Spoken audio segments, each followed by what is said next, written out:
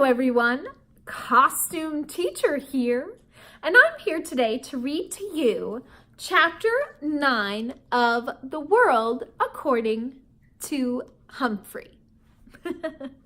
All right, there's a couple of words that I want to make sure you are familiar with as we read this chapter.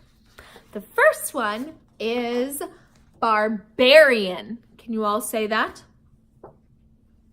Yes, that means uncivilized. In the sentence they're going to use, it says, "Then I heard it, the slight turning of the doorknob as Clem flung himself at the door repeatedly. What a barbarian he was." All right. Who's Clem? We'll figure that out in this chapter.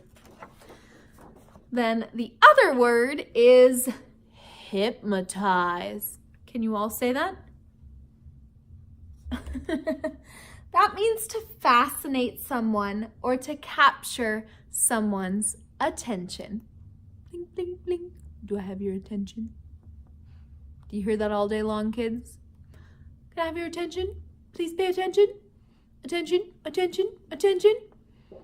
I mean, to be fair, that's what you're supposed to do at school. So, get used to it.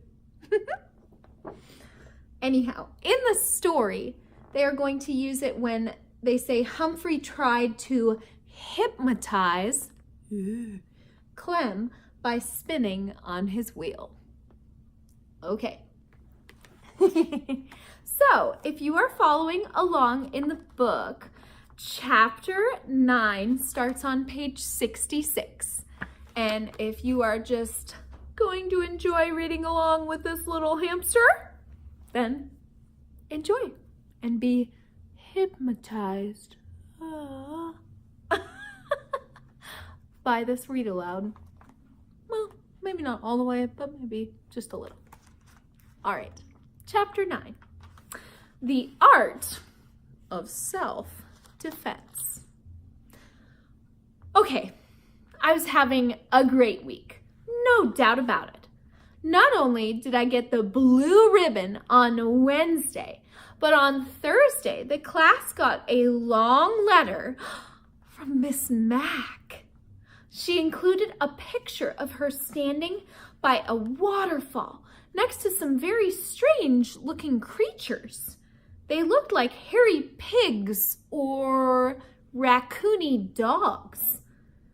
These are, coatis, Mrs. Brisbane said, reading from the letter. Pronounced co-a-tees. I'll wait for a second while somebody in your room goes and looks that up. Because I kind of think I need to do that too. The coatis looked weird. Mrs. Mac looked gorgeous, especially with all the red, yellow, and orange flowers surrounding her. How I wished I could be there with her, except maybe for the fact that those coatis might not be hamster friendly. At the end of her letter, Miss Mac wrote, "So farewell to all of my wonderful friends in room 26, especially the small one with the big heart, Humphrey." Sigh, sigh, sigh. Though the thought of Miss Mac made me happy, the weekend was coming up soon, and I always felt a little nervous about where I'd be spending it. When it was decided on Thursday night that I was going home with Golden Miranda, Miranda Golden, I was so excited. I only got an 83% on my vocabulary test. Saya got 100%. I know, because this time when Mrs. Brisbane asked who got 100%, she raised her hand. I always figured that Miranda lived in a castle because she reminded me of a fairy tale princess in disguise. Whatever it was, It had to be wonderful if Miranda lived there. Well, Miranda's home wasn't exactly a castle, but it was very tall. Miranda lived in a 4th-floor apartment with her mom and her big dog, Clem. Oh, ding, ding, ding. We figured out who Clem was. We had to take an elevator to get there. The apartment was nice. The mom was nice. Clem was not nice. Let me explain. Miranda has a small bedroom and her mom let me stay there, right on her desk. To welcome me, the two of them did a complete clean out of my cage. I bet nobody's done this for a while, said Miranda's mom, and she was right. Pretty soon, I felt like, ooh, a brand new hamster. Suddenly, Clem bounded into the room, a big mass of yellow fur poking his huge nose right up against my cage. His wet nostrils were like 2 eyes staring in at me, and he stuck out a giant tongue that came at me like a tidal wave. Can I see all your giant tongues? Luckily, the cage protected me. Mom! Miranda yelled. Please get Clem out of here! Thank heavens Mom took Clem out for a walk in the park while Miranda showed me her room. She held pictures of her friends and family up to the cage so I could see her dad, her stepmom, her grandparents in Florida. Next, she introduced me to her goldfish, Fanny. She wasn't much of a conversationalist. I squeaked, "Nice to meet you, Fanny." But she said, "Blub." Can you all do that? Blub. I was thinking about how wonderful it would be to live with Miranda all the time. When Clem returned from the park and galloped into the room. "Clem, stay out," Miranda shouted. But Clem just wagged his tail and barked. Miranda closed the door, so the dog had to stay outside. But we could still hear him whining and crying like a baby out in the hall. Still, just being with Miranda made everything seem golden until her mom called her to go shopping. Miranda protested. Good girl. But Mom didn't want her to stay inside on such a nice day. She had no choice unless she was rude to her mom, which Miranda would never be. You guys aren't ever rude to your parents, are you? What? Don't do that. It's a bad idea. It's a bad choice. All right, back to the book. I won't be long, Miranda told me, and I'll make sure the door is shut tightly so Clem can't get in. Everything would be all right, I assured myself. After all, Miranda had said so. I was all set to get in a good daytime snooze. I mean, who doesn't like a weekend nap? Am I right? Raise your hand. Raise your hand if you wish it was the weekend right now and you were napping. Kid in the back, put your hand up. Yep. Well, sorry. We'll get there soon, though. Back to the story. As soon as the door to the apartment closed, Clem started whining outside of the room. I could hear his big paws up on the door, trying to push it open. I was a little nervous, but Miranda had assured me that I would be all right. After all, she wouldn't be gone long. Then I heard it. The slight turning of the doorknob as Clem flung himself in at the door repeatedly.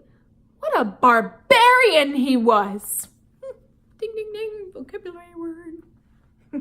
Suddenly, the door swung open and Clem burst in and ran straight to my cage. I tried to distract him by spinning on my wheel. I can do that for hours if necessary. I thought the spinning wheel might even hypnotize him. Ooh. Like an old movie I'd seen with Miss Mac. Ah, Miss Mac, where was she when I needed her? But apparently, all that spinning just excited Clem more. He started barking at me, and I couldn't understand a word he said. Oh, now cut that out, I squeaked at him. That just seemed to make him more hot and bothered. He plopped his front paws up against the desk and stuck his nose against the cage door near the lock. The lock that doesn't lock. Easy now. Calm down, I squeaked soothingly at the beast. But he kept poking his nose at that cage, showing me his huge tongue and his huge teeth around it. Let me just say that Clem could stand some breath mints. He poked the lock again and again. I knew if he jiggled it enough, the door would swing open and I'd be history. Poor Miranda would never know what had happened to me. She might even cry. I couldn't stand the thought of Miranda crying. I hopped back onto my wheel and started spinning with all my might, hoping to buy some time. Clem pulled back for a moment and stared at the wheel going round and round. Let me just say, I'm glad that Clem is about 2 quarts low in the brain department. Whew, I'm a good spinner, but I was getting worried about how long I could keep it up when golden Miranda rushed in. She never looked more beautiful to me than at that moment. Clem, stop it! She shouted in a very firm voice. Bad boy! Clem raced to her side, wagging his tail. Miranda's mom dragged old Clem out of the room and closed the door behind her. Whew, whew, whew. Miranda was very sorry. She opened the cage and reached in to pick me up. Oh, poor Humphrey, she said, hugging me. She set me on her desk and stroked me gently with one finger. I'm so sorry, Humphrey. So sorry.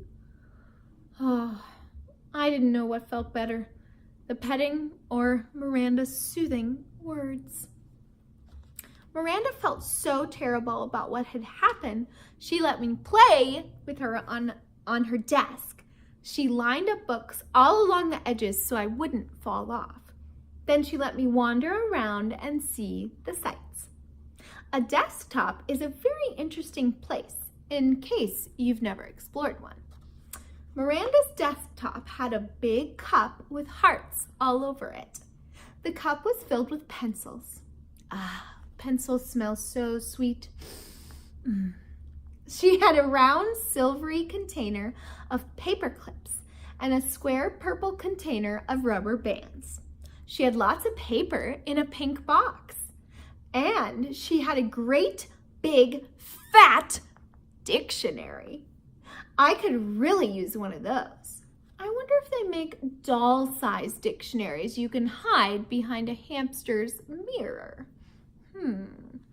Sounds like Humphrey likes school supplies. How many of you like a good school supply? Yes. Glitter pens.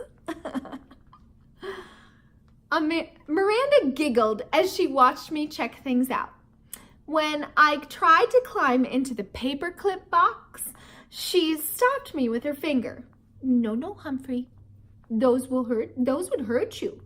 She did the same thing when I tried to roll in the rubber band box. No, Humphrey. Rubber bands can be very dangerous, she told me. Well, I guess I knew that.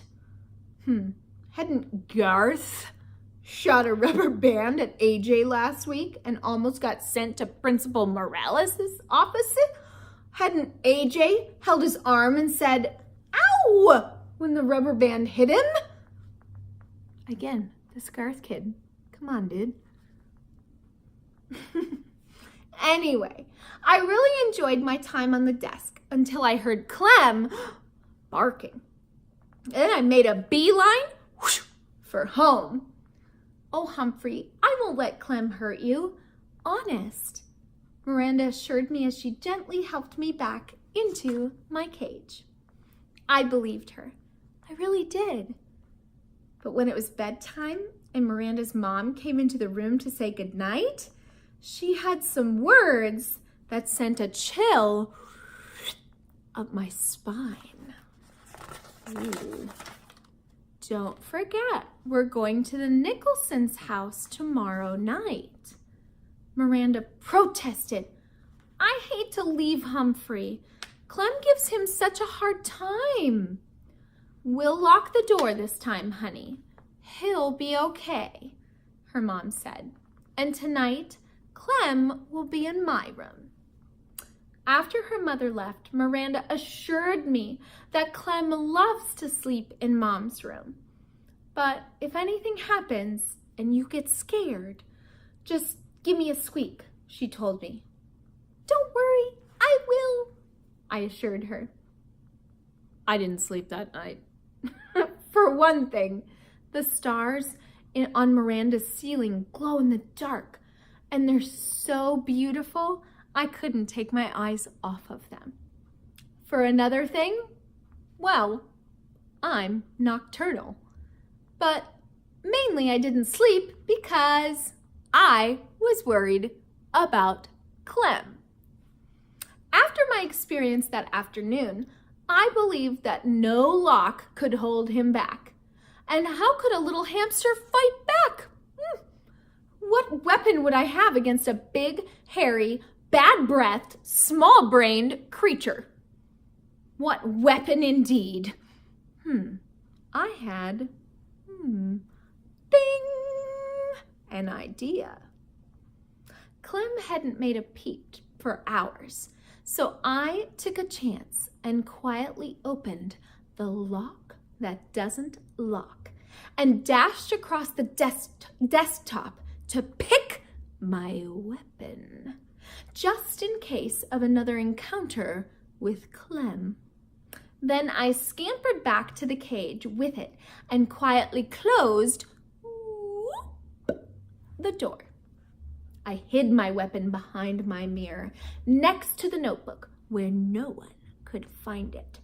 Then I managed to get 40 winks or so of sleep around sunrise. Miranda and her mom kept Clem out of my sight all day until it was time for them to go to their party. I'm still worried, said Miranda. I'm locking your door with a key on the outside, her mom said. I'm locking Clem in my room, and Humphrey's cage is closed tightly, right? Miranda checked it. Everybody always checks it. It always seems locked from the outside.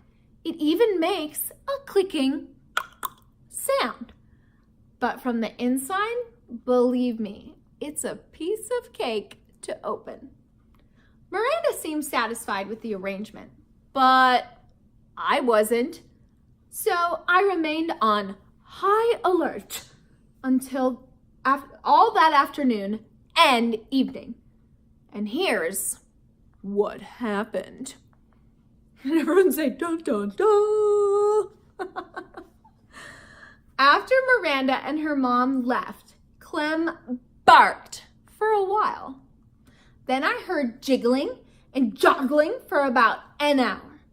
Next, I heard big, hairy feet paddling down the hall towards Miranda's room, toward my room.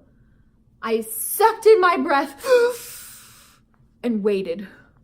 Yes, I knew Miranda's mom had locked the door with a key, but Clem didn't seem to let little things like that stand in his way. The doorknob squeaked and rattled, twisted and turned. Nothing happened. But that didn't seem to bother Clem, the barbarian. He jiggled, rattled, and twisted it some more.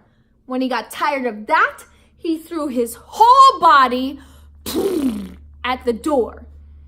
And then very slowly, the door opened.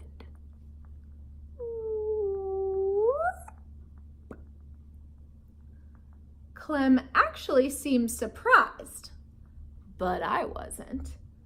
I had spent the last 2 hours carefully preparing for this moment. Now that my heart wasn't going thump, thump, thump very loudly, even Fanny the fish seemed nervous. Glub. Clem trotted right up to my cage and stuck his big, wet nose up against it. "Stay away! Keep your distance!" I squeaked. "I'm warning you!" Clem wasn't discouraged one bit. "Woof!" he barked, sending a foul cloud of doggy breath my way. I didn't even flinch.